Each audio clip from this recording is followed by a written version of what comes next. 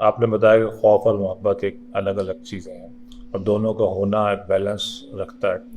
پتہ کیسے چلے کہ ایک اس آدمی کے اندر محبت ہے یا اس آدمی میں خوف ہے؟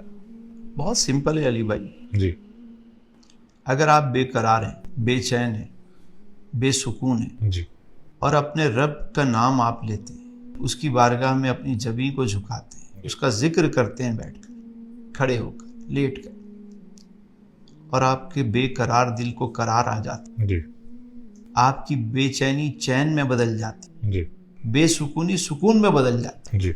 تو آپ سمجھیں کہ آپ کو اپنے رب سے محبت ہے. سبحان اللہ سبحان اللہ سبحان اللہ. بے قراری میں واہ واہ اس واہ. کی یاد آپ کو قرار دے دے گی، کیونکہ محبوب کا خیال ہی آنا واہ یہ محبت کی علامت سائیں. واہ واہ واہ. اور دوسری بات کہ خوف کا کیسے پتہ چلے کہ میرے